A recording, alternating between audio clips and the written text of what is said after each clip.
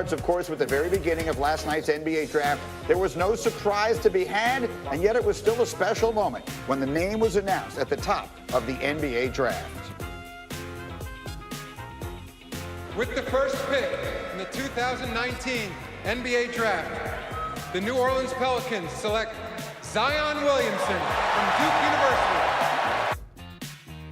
And what you see there is the emotion that was on display. It was unquestionably the story of the night. So much emotion. Here was Zion last night with our Maria Taylor reacting, and this was a special moment. I mean, I don't know what to say. I didn't think I'd be in this position. My mom sacrificed a lot for me. And Zion, I know you said you didn't believe that you would be here in this moment. When did that belief change? Was it shaking the commissioner's hand and officially being the pick? Yeah. It don't even seem real that I just shook his hand. I dreamed about this since I was 4. And for it to actually happen, I just thank God for it. It's striking because, candidly, look, he knew his name was going to be the first one called last night. Everybody did, and yet you could see how much pent-up emotion was inside of him. So a wonderful moment there for him and for all of these guys who got drafted last night. We talked about that at length in the first hour of our show. Let's talk a little bit about this situation he walks into. And I opened the show by saying this, and I put it in the tease again there. Not since Tim Duncan, which is 1997, has the first pick in the draft walked into a situation quite like this one, where he isn't going to be expected to be the best player or to carry his team on a night-in, night-out basis, and he walks into a team that, if everything breaks right, could be pretty good. But the only thing is, if you're going to use that Tim Duncan example, remember, Tim Duncan raised that trophy above his head, leading his team. So now it's up to Zion to go out and play like an all-NBA caliber performer, because I agree with you. The Pelicans have done a great job of building around him, adding lottery picks in Ball and Ingram, who the Lakers had high hopes for. Last night in the draft, they did a terrific job adding Jackson Hayes, a big guy that's going to block some shots for him and give him some size. Re-signed Alvin Gentry. I think he gets overlooked in this dynamic of building this basketball team. They've done a terrific job. And Jay, obviously, as a Duke guy yourself, and you cover the college game, and you've been around Zion as much as anyone. Now that we have seen, for the most part, what the exact situation he's walking into, the moves have been made. There still could be a few pieces here as we go into free agency. But generally speaking, this is what this team looks like. How do you think it sets up for Zion as a rookie? And it's an incredible opportunity, because think about how the culture of what he's walking into is drastically different than what it would have been if AD were there. It would have been toxic for him, by the way, because you have your franchise player who doesn't want to be there, all that extra added on pressure. Now think about the players that are on this roster. Now they can remain healthy. All these dudes are hungry to prove who they are. Lonzo Ball, hungry to prove who he was because he had to spread time with LeBron James. You talk about Brandon Ingram, who has that blood clot. That's a question everybody's going to wonder about. He has something to prove. Josh Hart, tough-nosed kid. Now with some of their Jackson Hayes, like another guy they're able to get. Like, they have athleticism, they have power, they have speed. They're one of the most fascinating, entertaining teams to watch in the NBA right now. But in fairness, let's remember that they do trade a top 7 or 8 player in the league. So for them to really, they were kind of maybe a borderline playoff team, which may be a success for being the #1 pick. The one thing you see with rookies is very rarely, I mean, it does happen occasionally, and Tim Duncan was one of them, where rookies actually impact a team's winning and losing. Even LeBron, his teams did not make the playoffs the first 2 years. So really, they need Zion to do really well. They need to hit on some of these draft picks. The Pelicans have not arrived by any stretch of the imagination. They've done a really good job. David Griffin was given, a difficult situation when he walked in. They've done a good job recovering from it. But let's not just declare that everything's going to be. I understand what you're saying, but let's bear in mind what they actually traded away. They didn't trade away Anthony Davis for the rest of his life. They traded away Anthony Davis for 1 year. They traded away an Anthony Davis who clearly didn't want to be there. So for teams that we've seen in the recent past, and I'm thinking of Dwight Howard in Orlando and some of the others, that was the first one that jumped to my mind, where he just made it clear, I'm getting out of here. You guys trade me if you want to, but I'm leaving. Those teams almost always get stuck kind of holding the bag. It becomes a disaster. In this case, it does not feel that way at all, right? Yeah, that's why they did a really good job under the circumstances. Just look at the wake of LeBron's teams. Miami's made 1 playoff appearance since he left. The Cavs were a disaster for 4 years. The Cavs were a disaster last year. Just the LeBron comparison. The Magic didn't make the playoffs when Dwight Howard left till this last year, 6 years. So as you said, it's tough. And here's my thing, will they make the playoffs? I mean, potentially, but still, think about how much more we talked about the Hawks last year than we did the year before. We talk about Trae Young and some of the plays he made. We're going to be talking about the Pelicans. They're relevant now. Jalen, I said it to you the other day. You said they're not going to be on the radar. I said Zion is the radar. The New Orleans Pelicans have become one of the most interesting teams in the NBA overnight. I'm glad. Of course, you know, for television purposes and working in the media for ratings, it's great if he's in New York, if he's in LA. I'm telling you, he gets to ease into his career playing with the Pelicans. It's the light won't be as bright. It won't be as much pressure to live up to. Imagine if he got drafted to New York. It's one thing to try to lift the fortunes of a franchise. It's another thing to try to lift the fortunes of the people. Okay? He doesn't have to do that in this situation. They're helping him out, like Jay and Wendy are talking about, and I think that's going to allow him to flourish. No, look, I mean, here's the one thing I would say is that, yes, the notion of getting big markets into the finals and all that kind of stuff is one way of looking at it. Another way, and I've been saying this for years, and this is just the fan in me talking, is that what's the old expression, like a fence is only as strong as its weakest links? I mean, you don't want New Orleans to be an afterthought. You don't want Memphis to be an afterthought. The notion that these small markets now, New Orleans and Memphis, and this was really the story we had the morning after the lottery, to me this is a huge win for the NBA. Yep. If Memphis matters, if New Orleans matters, that's a good thing, not a bad thing. I don't think either of them are going to matter that much. Yeah, I You don't think so? I don't know about. I think There's New a Orleans reason more to than watch Memphis. them. Well, Memphis may not become a great team, but you know what? Memphis might get pretty good pretty I'll quick. tell They you got what, some good players I there. will The say last this. two drafts, If Ja Morant and Jaren Jackson, they've got some stuff to build on. If I'm a basketball fan, I want to see Zion and Ja Morant play. In Summer League, we're going to have them on television here in another week or 10 days. I'm excited to see them play. I don't know if their teams are going to do much in the short term. I think that the New Orleans, I'm putting it on, what is it? Putting on Putting wax? on wax, yep. I'm putting it on wax. The Pelicans are going to make the playoffs this year. Whoa. Pelicans are going to make the playoffs in a diminished Western Conference this year. Don't forget about Sacramento Kings. Let's bet a designer suit on that. Okay. Which designer? Negotiations continue. Right, we need But to let's know. bet. We're gonna bet a suit. We're going to make a bet of some kind. We'll No, bet let's make that bet. Okay, we'll make that bet. Okay, yes. We'll discuss the stakes of this You just as we cleaning go up. You cleaning up. Yeah. Stephen don't- A. Smith, tell him.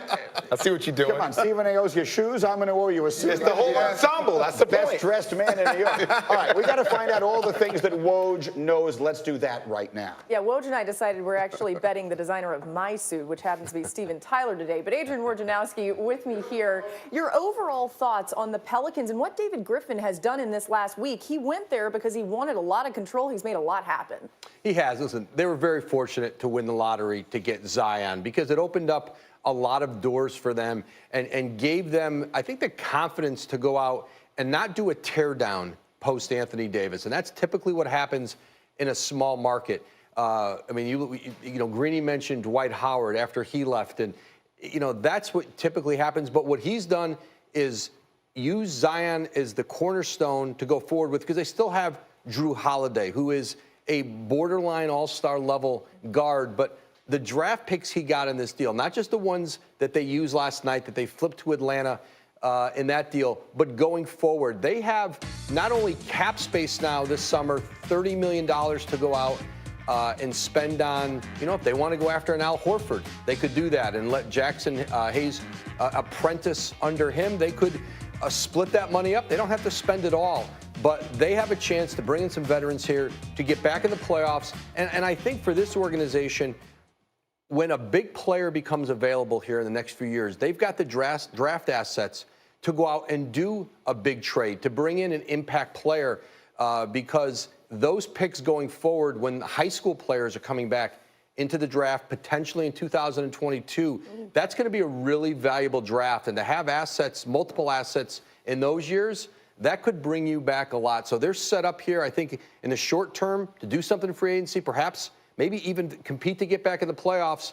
But they're set up now long-term around Zion Williamson, Drew Holiday, to have a team that's going to be able to compete in a West that's going to probably look very different with Golden State coming back to the pack next season. Yeah, the foresight there is impressive. Another big takeaway from you for the draft last night as it relates to Nasir Little.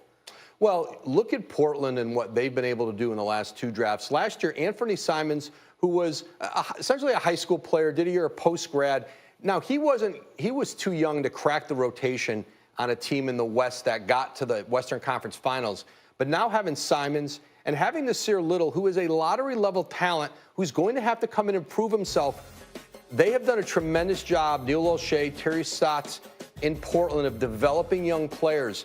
Portland is trying to find that third star, that third impact player to go with Dame Lillard, CJ McCollum. Now you have two young players that either you can continue to develop, but if a top level, if an all-star player becomes available for a trade, now they start to have the assets to go out and to get that third star with Lillard, with McCollum. All of a sudden, Portland is not just a team that could get to the Western Conference Finals. They're a team competing to get to the NBA Finals in the West. Saw Nasir Little with Maria Taylor last night after he was drafted. You could see the chip on his shoulder. It was almost tangible, so I think he's motivated as well. Let's get to Kawhi, just days away from free agency. And Kawhi Leonard is in the support, certainly, of Toronto fans. He attended last night's Blue Jays game. Fans giving him a standing ovation. His name appeared on the scoreboard. But will the NBA Finals MVP stay in Toronto or sign elsewhere? And Woj, you've been talking about this with Kawhi and meetings that he may take. You talked about it again last night on the broadcast. A surprising team that could meet with Kawhi, or at least surprising maybe to some people that thought this is really just the Clippers and the Raptors. Listen, this still is really just the Clippers and the Raptors. But I'm told they're open to potential meetings with the 76ers, with the Knicks, even the Brooklyn Nets. Now, Philadelphia, their focus is re-signing their own free agents. Jimmy Butler, Tobias Harris, J.J. Redick. But there are always relationships that exist that are going to allow teams to get meetings. Very often they're just as courtesies. They're for a favor perhaps in the future.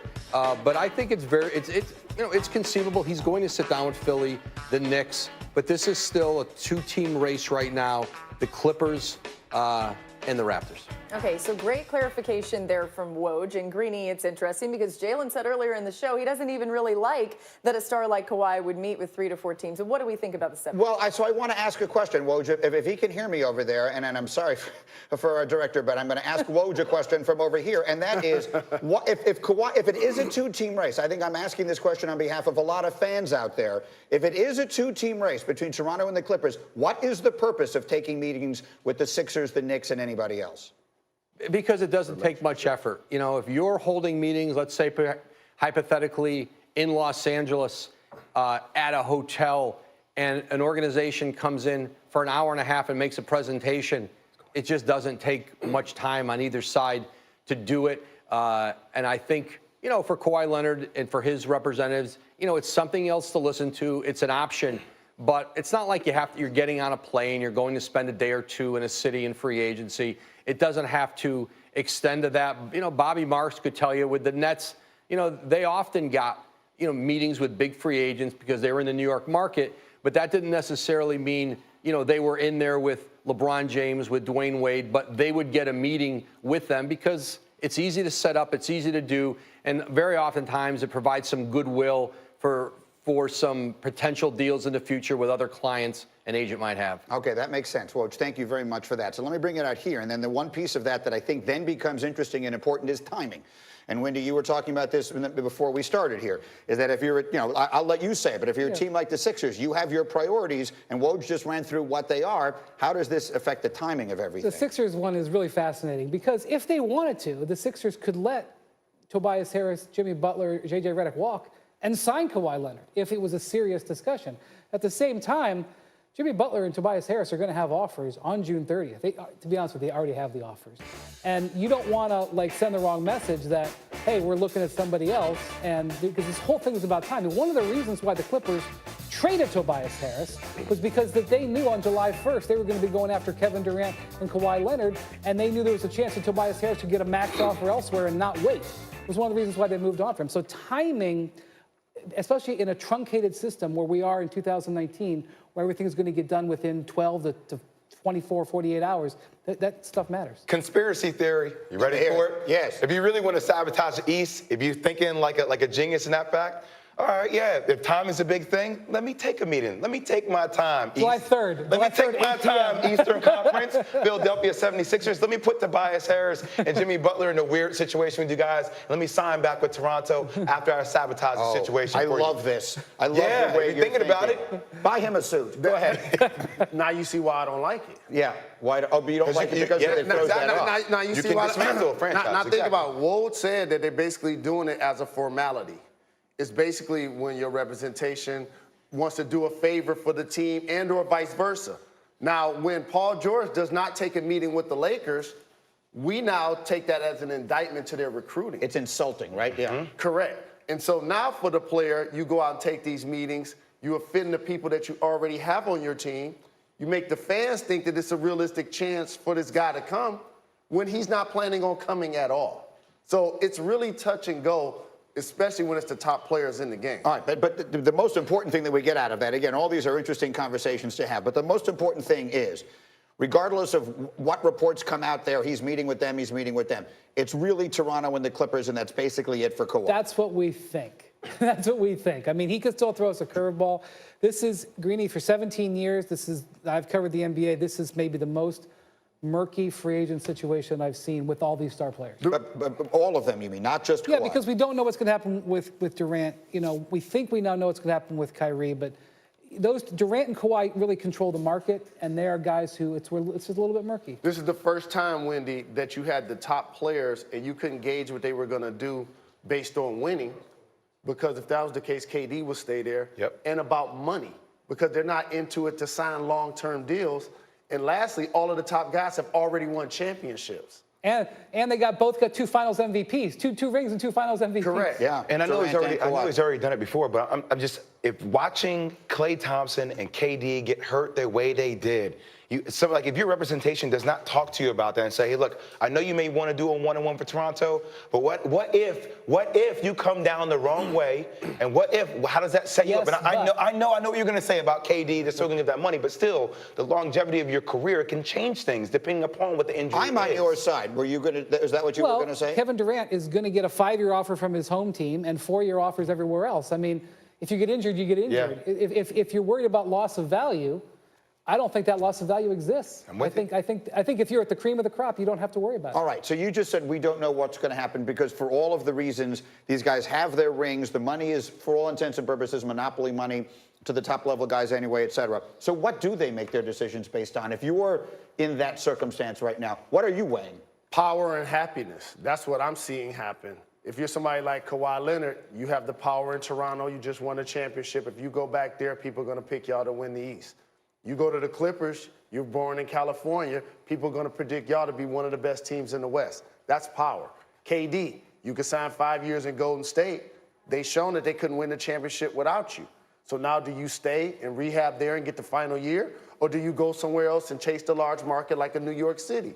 What about Kyrie? Yes, he's an all-NBA player, but do you want him to come alone if you're the Knicks? If you're the Knicks, after what happened with Boston? And Klay, I don't think he's leaving. And 40% of the league is free agents. So there is going to be a lot of player movement. Let me give one caveat to expound upon power. Let's not forget about what LeBron James is doing out in L.A. Let's not forget about last night in the draft. The Lakers then took Taylor Horton Tucker, a Clutch Sports client, in the relationship with Rich Paul and how that whole thing's working out. So I think autonomy, too, having the opportunities to make those type of decisions, I'm not saying that's coming from LeBron himself. I know, but it's crazy. Rich Paul's got a lot of free agents.